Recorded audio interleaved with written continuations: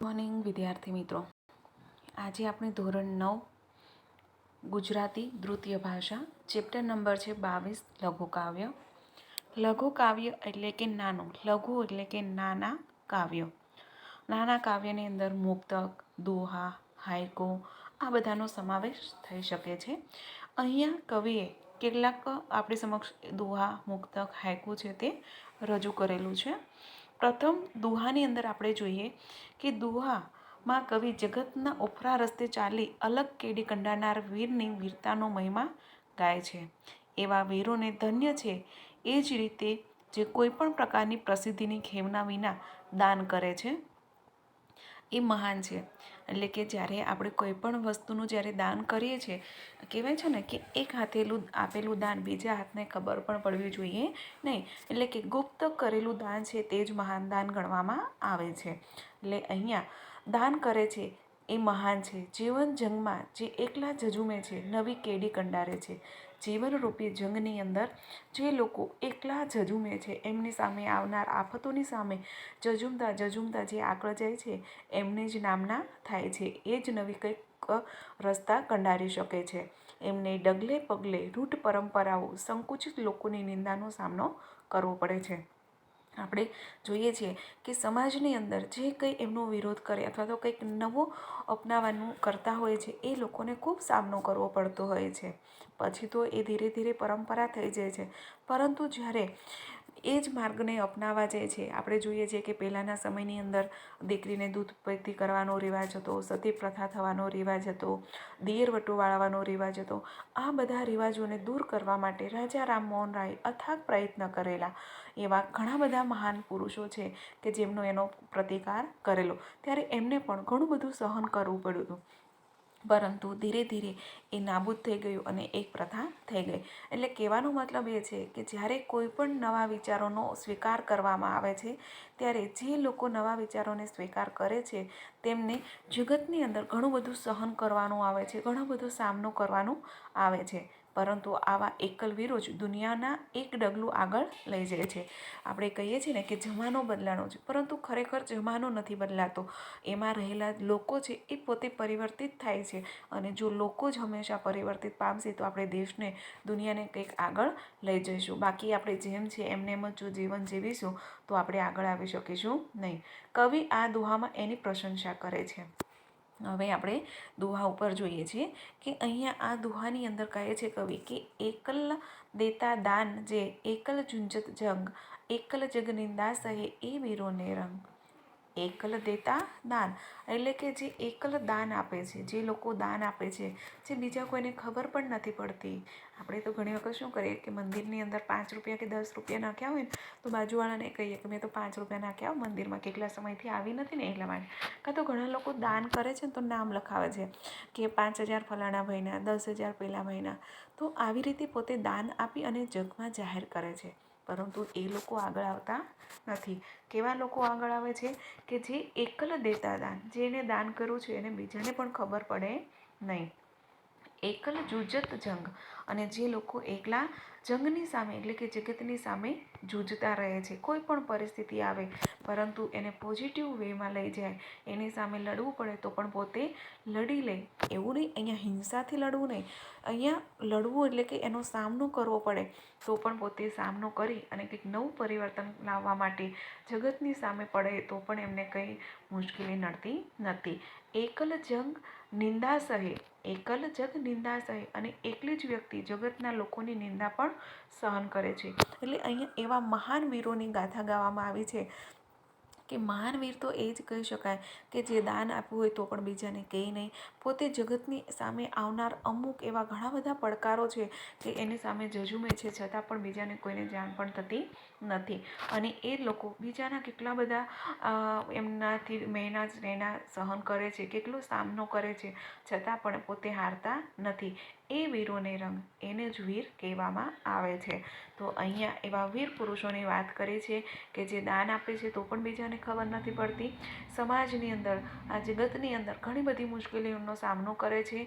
તેઓ જગતની નિંદાઓ પણ સહન કરે છે. પરંતુ આ બધું સહન કરવા પછી પોતે એક નામના કમાય છે અને એ બીજા બધા કરતાં એક અલગ પોતાનો રસ્તો કંડારે છે, એને જ વીર પુરુષો કહેવામાં આવે છે. આ જે મુક્તક છે આ જે દોહો છે એ સાયુજ્યમાંથી લેવામાં આવેલો છે. હવે આપણે મુક્તક વિશે જોઈએ. મુક્તક કોને કહેવાય? તો મુક્તક વિશે જોઈએ કે એમના મુક્તકના કવિ છે હસમુખ પાઠક. એમનો જન્મ છે 12/2/1930 અને તેમનું મૃત્યુ છે 3/1/2006. હસમુખ રતિલાલ પાઠક અટીરા અને માધ્યમિક જે પુસ્તકાલય અમદાવાદમાં ગ્રંથપાલ તરીકે કાર્ય કરેલું છે. તેમને અડીસ આબાબામાં પણ ગ્રંથપાલ તરીકે સેવાઓ આપેલી છે. વસ્તુનું મૂળ અને બીજા કાવ્યોમાં તેમના અનુવાદો છે. જાપાની નાટક ટર્બિનાઇન્ટનો અનુવાદ સારસીનો સ્નેહ નામે તેમણે કરેલો છે. મા દીકરો અને રાત્રે પછીનો દિવસ એ 2 વાર્તાઓ તેમણે પણ લખેલી છે. નમેલી સાંજ એ તેમનો કાવ્ય સંગ્રહ સ્વાતંત્ર્યોત્તર પ્રયોગશીલ કવિતાઓને નોંધપાત્ર સંગ્રહ છે. અહીં આપણે જે મુક્તક ભણવાના છીએ એ મુક્તકમાં મહાત્મા ગાંધીજીના જીવનનો ખરો સંદેશ આપવાનું પ્રતિકાત્મક રીતે વર્ણન કરેલું છે. આપણે સૌને ખબર છે કે ગાંધીજીએ પોતાનું આખું જીવન સતત કાર્ય કરતા રહેવામાં જ પસાર કરેલું છે. હંમેશા તેઓ કંઈક ને કંઈક મહેનત કરતા રહેલા છે. ભલે એ કહેતા કે મારે પહેરવા અને ઓઢવા માટે મને મળી રહે તો એટલું બહુ થઈ ગયું, મારે જોઈએ પણ કેટલું, એક ધોતી અને ઉપરનું એક પન્યું, બસ મને આટલું મળી રહે તો પણ બહુ છે. અને છતાં પણ પોતે મહેનત કરતા. તેમણે કદી પણ ગર્વ અનુભવ્યો નથી. એવા ગાંધીજીની સમાધિને ફૂલોની ટાંકી દેવામાં આવ્યા છે અને તેમને જ્યારે સુડાવ્યા છે એને જોઈને લેખક અહીંયા વ્યગ્ર રીતે ગાંધીજીના કર્મમય જીવન ઉપર મહિમા પ્રગટ કરે છે. અહીંયા રાજઘાટ એ ગાંધીજીની સમાધિ છે. આપણે 1 માર્ક્સની અંદર એવો પણ પ્રશ્ન પૂછવામાં આવે કે ગાંધીજીની સમાધિનું નામ શું છે? તો રાજઘાટ. તો રાજઘાટ એ ગાંધીજીની સમાધિ છે. ત્યાં ગાંધીજીની સમાધિ લીધેલી છે અને એના ઉપર ફૂલોનું ઉપર બિછાવવામાં આવેલા છે. એટલે અહીંયા એમના લેખક છે એ જોઈ અને કહે છે કે તમે આ ગાંધીની સમાધિને ફૂલોથી ઢાંકી દીધી છે તો શું તમને એવું લાગે છે કે ગાંધીજી આટલો લાંબો સમય સૂતો રહેતો હશે? એ તો હંમેશા મહેનત કરનાર વ્યક્તિ છે. એમ કહીને અહીંયા એના ઉપર વ્યંગ કટાક્ષ કરેલો છે એના કર્મ ઉપર. આટલા ફૂલો નીચે ને આટલો લાંબો સમય ગાંધી કદી સૂતા નથી. કે તમે જે એના ઉપર ફૂલો નાખ્યા છે તો શું તમને એવું લાગે છે કે ગાંધી આની નીચે આટલો લાંબો સમય સૂતો રહેતો છે? જે માત્ર આખા દિવસની 3 થી 4 કલાક 5 કલાકની નિંદર કરનાર વ્યક્તિ આવી રીતે લાંબો સમય સુધી પોઢી રહે એ શું તમને યોગ્ય લાગે છે ખરા? એટલે અહીંયા આ મુક્તકની અંદર ગાંધીજીના જે સમાધિ છે એની ઉપર જે ફૂલો વેરવામાં આવ્યા છે એના ઉપર વ્યગ્ર રીતે એટલે કે કટાક્ષ કરવામાં આવેલો છે કે આ વસ્તુ સાવ તદ્દન ખોટી છે કે જે માણસ હંમેશા મહેનત કરવામાં જ માનનાર છે એને તમે આવી રીતે ફૂલો ઉપર નાખી અને એને સુવડાવી દીધો તો કેટલા અંશે સાચું છે. ત્યાર પછી હવે આપણે હાઇકુ જોઈએ છે. હાઇકુ છે એ ખાસ યાદ રાખજો કે જાપાની પ્રકાર છે. એનું બંધારણ છે 5-7-5 એ રીતનું છે. તમને પરીક્ષામાં પણ ઘણી વખત પૂછાઈ શકે છે. હાઇકુ છે એમના કવિ છે રાવજી પટેલ. તેમનો જન્મ 15/11/1939 અને તેમનું અવસાન છે 10/8/1968 છે. રાવજી છોટાલાલ પટેલનો જન્મ ખેડા જિલ્લાના વલ્લભપુરામાં થયો હતો. તેમણે વિવિધ સ્થળે નોકરી કરી હતી. અશ્રુઘર, ઝંઝા એમની નવલકથાઓ છે. અંગદ સર્જકનો મરણોત્તર કાવ્ય સંગ્રહ છે. કૃષિ ચેતનાની મનોહર રચનાઓમાં કવિની અંગત વેદના અહીં મુક્તિની અનુભૂતિનો રમણીય રીતે પ્રગટ થયેલી છે. અહીંયા આ લઘુ કાવ્યમાં જોઈએ છે આપણે અગાઉ પણ વાત કરી કે એ જાપાની સાહિત્ય પ્રકાર છે. અહીંયા હાઇકુ છે તે જાપાની કાવ્ય પ્રકાર છે. હાઇકુની અંદર 3 પંક્તિઓ હોય છે અને એનું બંધારણ છે એ 5-7-5નું છે. ખાસ યાદ રાખજો અક્ષરોનું બંધારણ 5-7-5 છે. 17 અક્ષરોનું હોય છે. આ લઘુકાવ્ય કોઈ વિચાર, સંવેદન કે પ્રકૃતિ દ્રશ્યનું ચિત્ર આલેખે છે. અહીં મૂલથી લહેરાતા ખેતરના એક ડુંડા પર બેસી ગીત ગાતી ચકલીનું ચિત્ર અંકિત થયું છે. કવિએ કહ્યું છે કે ચકલી જ નહીં ડુંડું પણ ગાઈ રહ્યું છે, આખું ખેતર ગાઈ રહ્યું છે, આખું વાતાવરણ મધુર બની ગયું છે. તો અહીંયા મુક્તકની અંદર કહેવા માંગે છે કે ગીત સાંભળી ડુંડું ડોલ્યું ઉપર ચકલી બેઠી.